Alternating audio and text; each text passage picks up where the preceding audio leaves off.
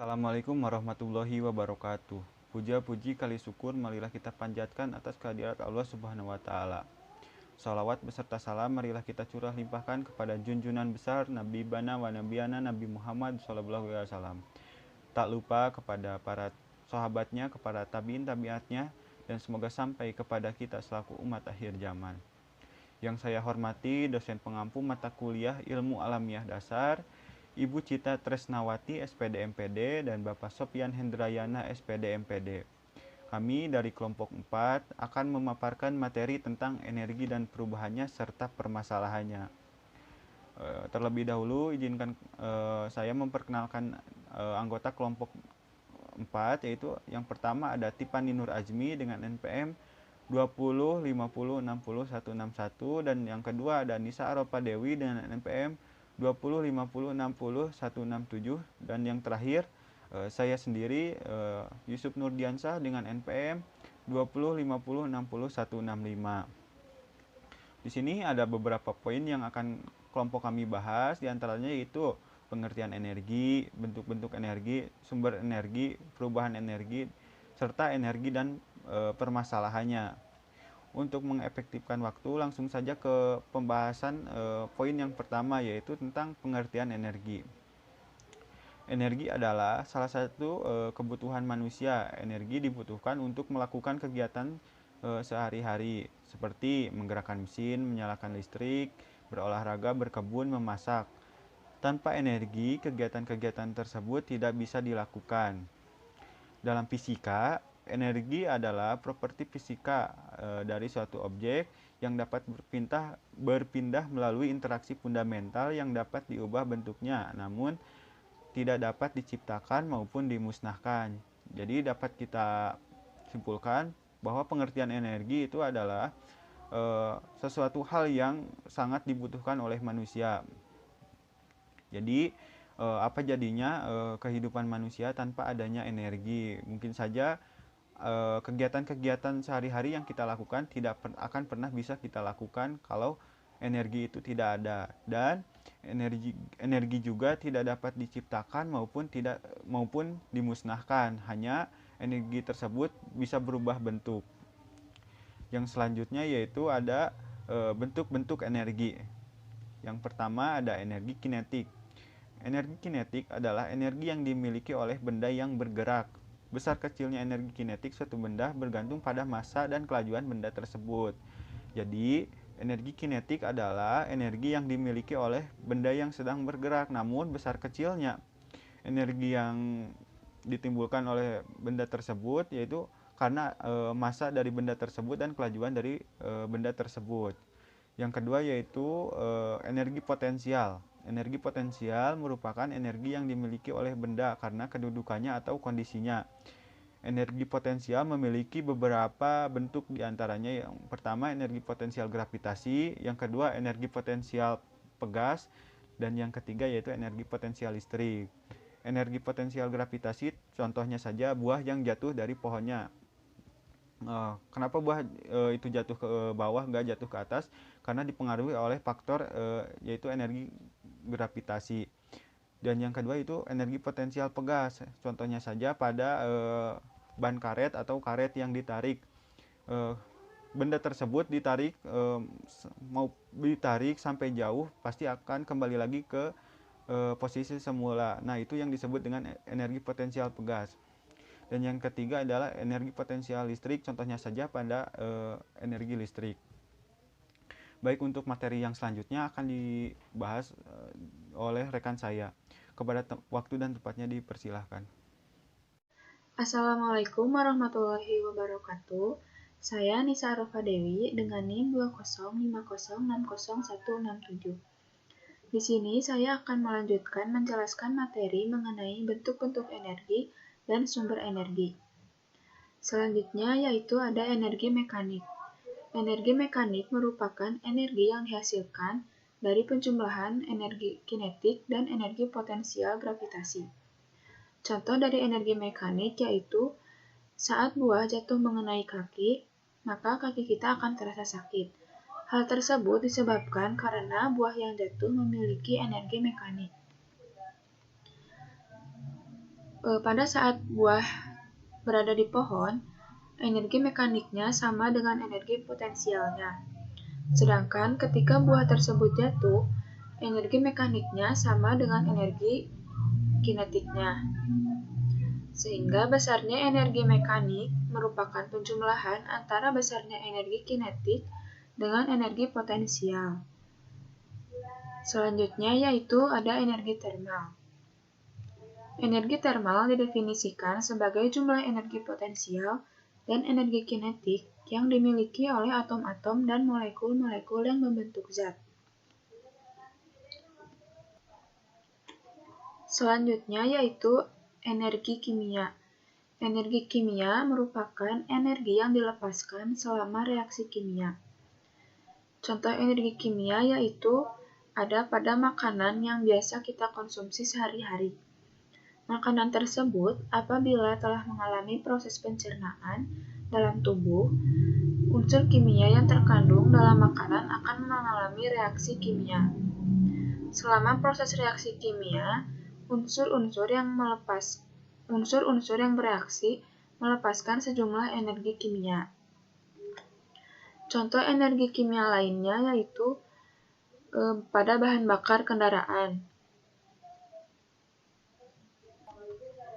Energi kimia pada bahan bakar memiliki energi yang sangat besar sehingga mampu menggerakkan mobil, motor, pesawat, dan lain-lain. Selanjutnya yaitu ada energi listrik. Energi listrik adalah energi yang ditimbulkan oleh benda yang bermuatan listrik. Muatan listrik yang diam atau statis menimbulkan energi potensial listrik, sedangkan muatan listrik yang bergerak atau dinamis menimbulkan arus listrik dan energi magnet. Contoh energi listrik yaitu salah satunya untuk menyalakan lampu penerangan di rumah-rumah. Maka energi listrik diubah menjadi energi cahaya. Selanjutnya yaitu energi nuklir. Energi nuklir adalah energi yang dihasilkan dari reaksi antar partikel di dalam inti atom. Energi ini dihasilkan oleh inti atom yang membelah atau dua inti atom yang menyatu. Pembelahan atau penyatuan inti atom akan menghasilkan energi yang sangat besar karena terjadi perubahan pada inti atom. Satu-satunya energi nuklir yang sangat besar adalah uranium. Jika penggunaan nuklir tidak dikendalikan dengan baik, maka energi nuklir akan membinasakan manusia. Namun, jika energi nuklir dipakai dengan baik dan dimaksudkan untuk menuju suasana aman dan damai, maka energi nuklir dapat dimanfaatkan untuk kesejahteraan hidup. Contohnya yaitu energi nuklir dipakai pada kapal bertenaga nuklir, lokomotif bertenaga nuklir, pesawat terbang bertenaga nuklir, dan pembangkit tenaga listrik.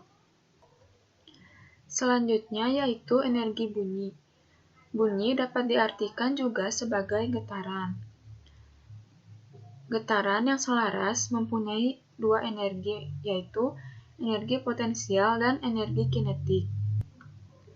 Contoh energi bunyi yaitu salah satunya jika orang melihat jatuhnya sebuah benda dari ketinggian, pada saat benda tersebut jatuh, energi kinetiknya berubah menjadi energi panas dan energi getaran, yaitu timbulnya suatu getaran pada lantai yang menimbulkan bunyi. Yang terakhir yaitu energi magnetik. Energi magnetik dapat dipahami dengan mengamati gejala yang timbul ketika dua batang magnet yang kutub-kutubnya saling didekatkan satu sama lain. Magnet mempunyai dua kutub, yaitu kutub selatan dan kutub utara. Kedua kutub magnet ini memiliki kemampuan untuk saling melakukan gerakan. Kemampuan itu adalah energi yang tersimpan di dalam magnet, dan energi inilah yang disebut dengan energi magnetik. Selanjutnya yaitu sumber energi. Semua benda yang menghasilkan energi disebut dengan sumber energi. Sumber energi terbagi menjadi dua, yaitu sumber energi terbaharui, dan sumber energi tak terbaharui. Sumber energi terbaharui merupakan sumber energi yang dapat dengan cepat diisi kembali oleh alam dan prosesnya berkelanjutan. Contohnya yaitu matahari, angin, air, dan panas bumi.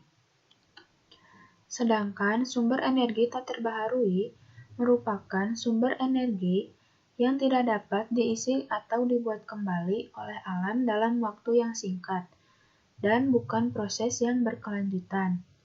Sumber energi tak terbaharui diperoleh dari perut bumi dalam bentuk cair, gas, dan padat.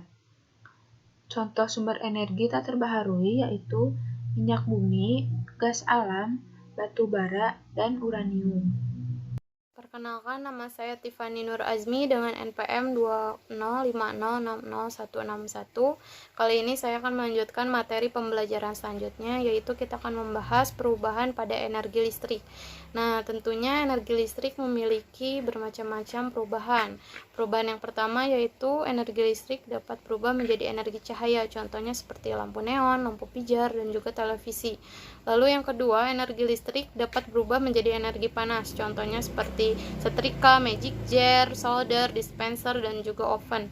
Lalu yang ketiga, energi listrik dapat berubah menjadi energi gerak, contohnya seperti kipas angin, mixer, boiler listrik, dan juga mesin cuci. Lalu yang keempat, energi listrik dapat berubah menjadi energi bunyi, contohnya seperti bel listrik dan juga klakson mobil. Nah, yang kelima, energi listrik juga dapat berubah menjadi energi kimia, contohnya seperti peristiwa pengisian nasu atau biasa kita sebut aki, lalu peristiwa penyepuhan, di mana peristiwa melapisi logam dengan logam lain. Lalu yang keenam, energi listrik dapat berubah menjadi energi kalor, contohnya seperti setrika, solder, dan juga kompor. Nah, sekarang sudah mengerti kan apa saja macam-macam dari perubahan pada energi listrik. Lalu kita akan membahas ke materi selanjutnya, yaitu mengenai energi dan permasalahannya. Nah, tentunya energi memiliki permasalahan yang membuat terhambat. Nah, apa saja sih permasalahannya itu? Yang pertama, karena adanya krisis energi. Jadi, krisis energi yang terjadi di dunia semakin hari semakin menyusut. Cadangan energi, terutama energi fosil, yang di dalamnya ada minyak bumi, batu bara, semakin hari semakin menyusut. Hal ini juga diperparah dengan pemborosan dalam penggunaan energi fosil. Penduduk yang semakin meningkat juga menyebabkan ketersediaan akan energi fosil semakin berkurang karena konsumsi energi per kapita akan meningkat. Nah, permasalahan yang kedua yaitu pemanasan global atau global warming. Nah, jadi pemanasan global saat ini telah menjadi isu dunia, di mana penyebabnya adalah semakin banyaknya kandungan CO2 di udara. Hal ini tidak lain dikarenakan oleh penggunaan bahan bakar fosil secara berlebihan dan tanpa kendali. Untuk mengurangi emisi dari gas CO2 ini bisa dengan cara membatasi penggunaan energi fosil. Salah satu solusi untuk mengatasi kelangkaan energi fosil dan pemanasan global adalah penggunaan energi terbarukan. Nah, jadi kan energi terbarukan yang ramah lingkungan sebagai sumber energi alternatif. Penggunaan energi terbarukan ini tentunya juga harus memperhatikan lingkungan, ketersediaan sumber daya, serta teknologi untuk mengkonversi. Cukup sekian pembahasan dari saya. Mohon maaf bila ada kesalahan kata dan lainnya. Saya ucapkan terima kasih. Sebelumnya saya ucapkan terima kasih kepada rekan-rekan yang telah memaparkan materi. Mungkin presentasi kali ini dari kelompok kami dicukupkan sekian. Mohon maaf apabila ada kesalahan-kesalahan kata maupun kurang lebihnya dalam penyampaian materi. Mohon maaf, dan apabila dari rekan-rekan semuanya ada pertanyaan maupun yang ingin memberikan masukan kepada kelompok kami, dipersilahkan. Mungkin dari kami dicukupkan sekian. Wassalamualaikum warahmatullahi wabarakatuh.